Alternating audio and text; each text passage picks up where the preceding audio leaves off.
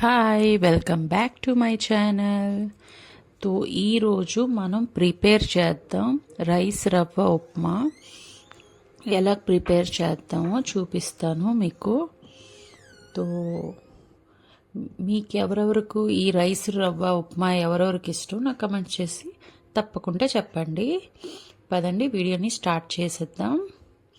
ఇప్పుడు ఒక కడాయిలో పెసరపప్పు ఫస్ట్ రోస్ట్ చేసుకొని తీసేసుకుందాం. లైట్గా రోస్ట్ చేయండి, ఎక్కువగా వద్దు. ఫస్ట్ రోస్ట్ చేసి తీసేసుకుందాం ఒక ప్లేట్లో. దాని తర్వాత ఈ రవ్వ ఉన్నది కదా, సూజీ రైస్ రవ్వ, అది మనం ఒక 3 minutes దీన్ని కూడా రోస్ట్ చేసుకుందాం. ఎక్కువ చేపొద్దు, కొంచెం 3 minutes చాలు. దాని తర్వాత ఇది కూడా ఒక బౌల్లో తీసేసుకుందాం. ఇప్పుడు ఒక కడాయి పెట్టుకొని ఆయిల్ వేసుకుందాం. ఇప్పుడు దీంట్లోని మనం సరసాలు, జీలకర్రతోని చాలా టేస్ట్ వస్తుంది. ఆవాలు ఇంకా జీలకర్ర వేసుకున్న తర్వాత ఇప్పుడు మనం శనగపప్పుని వేసుకుందాం.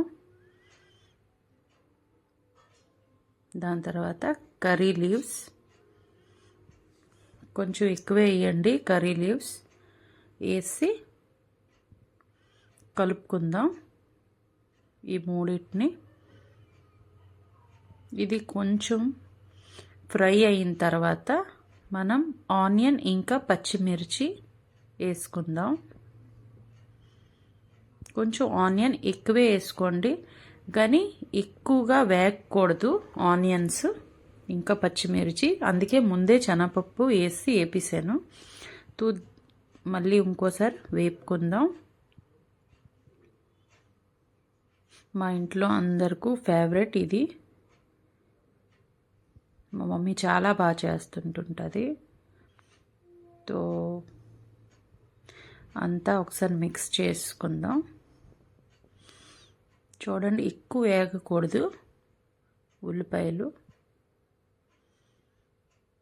దాని తర్వాత కొంచెం సాల్ట్ వేసుకుందాం.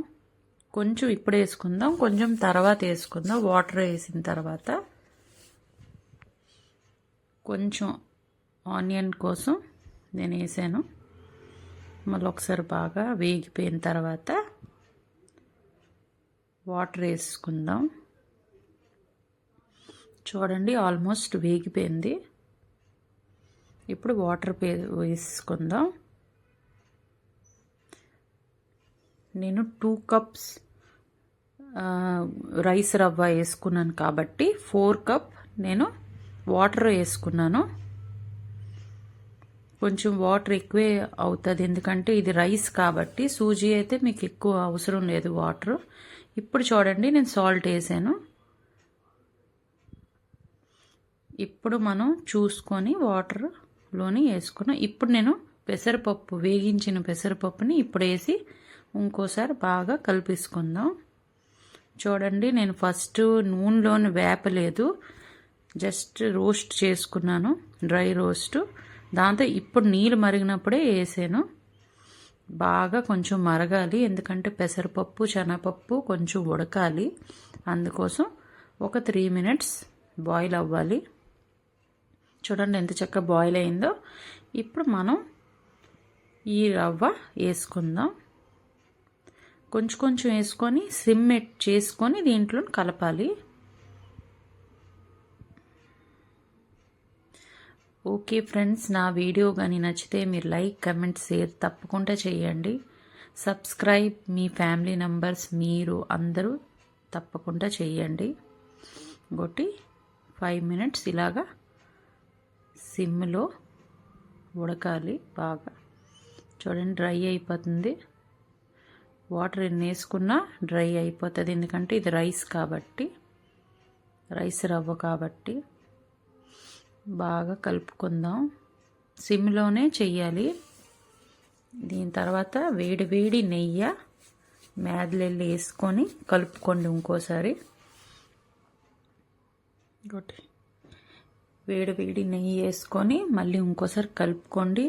ఇవాళ మండే నైటు వేడి వేడి రైస్ రవ్వ ఉప్మా చాలా సూపర్గా ఉంటుంది.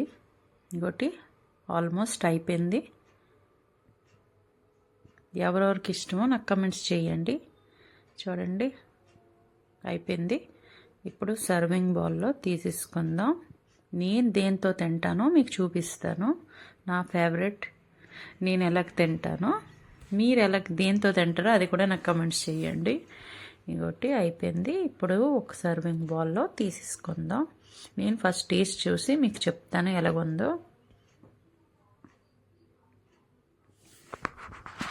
ఇంకొకసారి కలిపేసుకొని ఇప్పుడు తీసుకుందాం ఒక ప్లేట్లో. మీకు టేస్ట్ చేసి నేను చెప్తాను ఎలాగున్నదో. అబ్బబ్బా, చలికాలం వేడి వేడి ఉప్మా చాలా టేస్ట్గా ఉంటుంది. దాంతో నేను ఆవకాయతో తింటాను.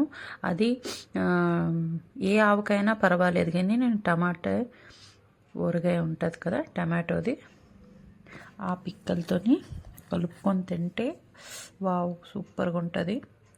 చాలా వేడిగా ఉంది, చేయి కాలిపోతుంది. ఉండండి ఒకసారి కలుపుకొని మీకు టేస్ట్ చేసి చూపిస్తాను ఎలాగున్నదో. కారం కారంగా వావ్. ఉండండి, బా సూపర్గా ఉందండి, చాలా సూపర్గా ఉంది. కారం కారంగా వేడి వేడిగా చాలా టేస్ట్గా ఉంది. ఓకే ఫ్రెండ్స్, నా వీడియో కానీ నచ్చితే లైక్ షేర్ కమెంట్స్ తప్పకుండా చేయండి. మీరు కూడా ఈ రెసిపీ ట్రై చేయండి. Thank you for watching. Bye, good night, take care.